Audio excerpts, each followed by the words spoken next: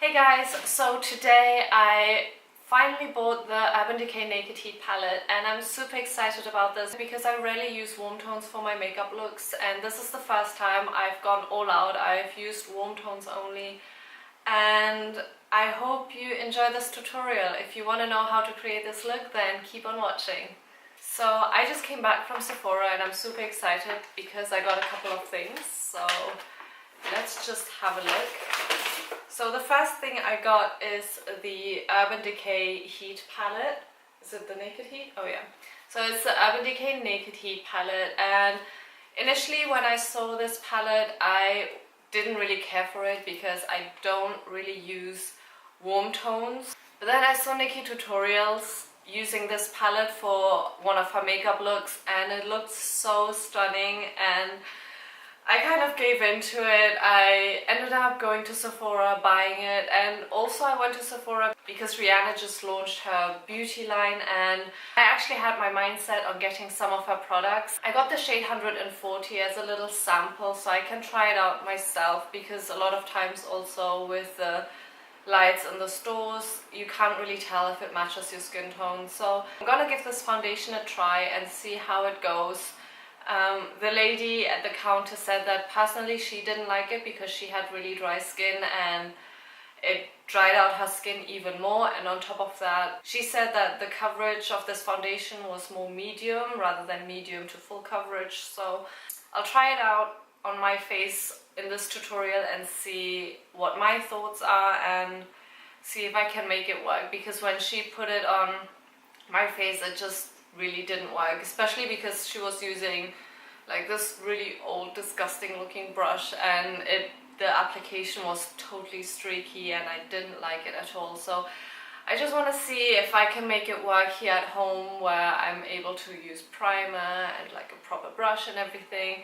To moisturize my face I use the Klairs Rich Moist Soothing Cream, and this is my favorite face cream because I have really dry skin. The next step is to prime my face, and for that I am using the e.l.f. Mineral Infused Face Primer, which I've already used in previous videos and I really like this product actually. I've used 2 pumps of this and I'm going to apply this all over my face. It smells, it really smells funny. I'm not keen on the smell of this product, but you know, it does its job, so I'm not gonna complain too much about it. So the next step is concealer, and I am using the Klairs Creamy and Natural Concealer, which is my favorite concealer because it's not too heavy. It gives medium to full coverage but without the cakiness, and I really like it, especially for my under eye area. It's perfect because it doesn't crease, which is something that I always have to worry about when I use a concealer. So yeah, use a little bit just around the eyes and my nose. I also have a spot situation going on, so I want to get rid of that. I like to use a foundation brush just to blend the concealer. I think it's the best way to do it. I don't really like to use my fingers, especially now that my skin for some reason decided to break out. I just don't want to use my fingers in case there's more bacteria on it. So for foundation I've got the sample of the Fenty Beauty Pro Filt'r Soft Matte Longwear foundation. So if you can see, it's quite light, but nevertheless I really want to try it out. This is what it looks like. It's a liquid foundation. I can already tell it's too light, but I'll see if I can make it work with some contouring and bronzing afterwards. But definitely right off the bat I can say that this shade is a little bit too light for me. It does oxidize though, so... Oh, it is oxidizing though, so...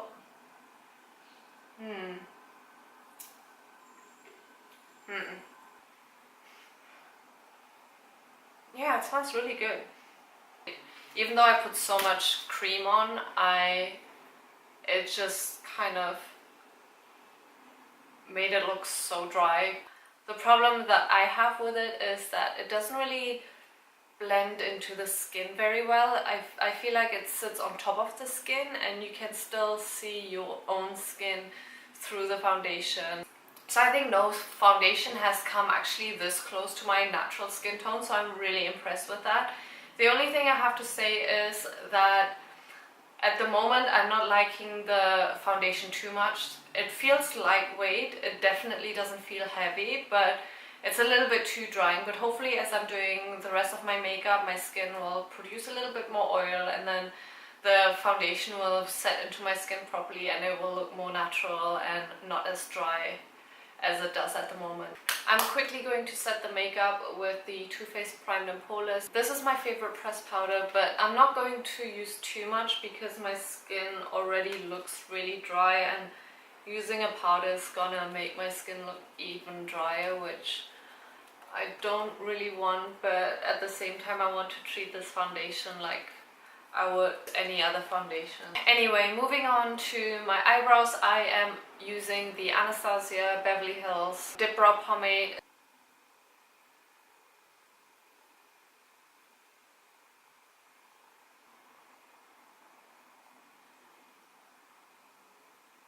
My brows are finally done and it's now time to move on to the Naked Heat palette, and I am so excited. I'm gonna start off by using the color Cayenne right here. And I'm going to use this on the outer half of my eyelid. I'm just gonna slowly build it up.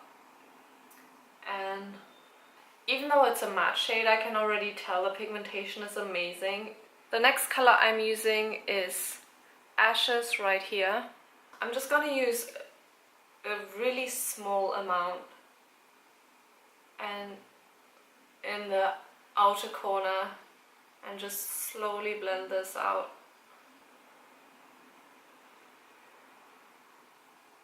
And using Cayenne again, and I am lining my lower lash line with it.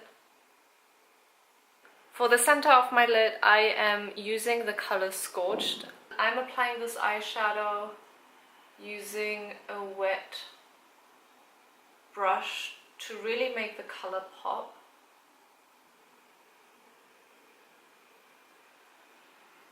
For my eyeliner, I am using the Kat Von D ink liner in the color Trooper, and this is my absolute favorite waterproof eyeliner. So I don't know about you guys, but when I do my winged eyeliner, I always start in the middle and then go out. I am using the Eylure lashes, and I will be doing this off camera just because it takes me a little while to do my eyelashes. Okay, I'm back. So now that I've done my lashes, I am going to move on and contour my face. So now I'm using the e.l.f. contouring blush and bronzing powder in Saint Lucia. This is what it looks like. It's quite pigmented. Oh, maybe it's a bit... oh, I put a bit too much on. I'm gonna do my forehead and my temples. I'll be using the blush right here. And again, I try not to use too much. So for highlighting, I am going to use the Becca Shimmering Skin Perfector in the shade Opal, and I'll just apply this a little bit on my cheeks because it is quite pigmented. I don't want too much, just a tiny little bit of glow, but nothing crazy. On my brow bone and the inner corners of my eyes, just to open up my eyes a bit more.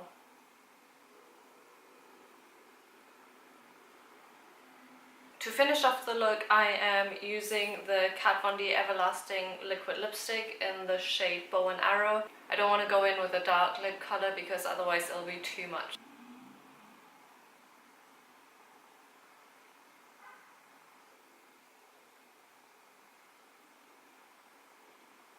This is my final look, and I absolutely love this palette.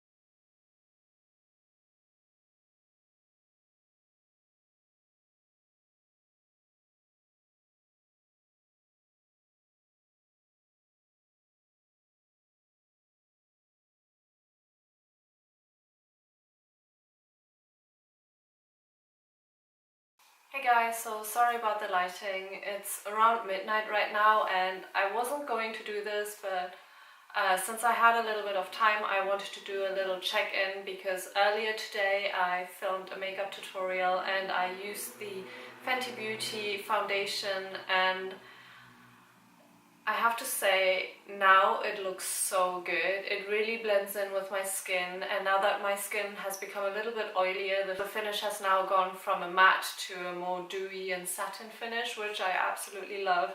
During the 7 hours, I have not touched up my makeup once.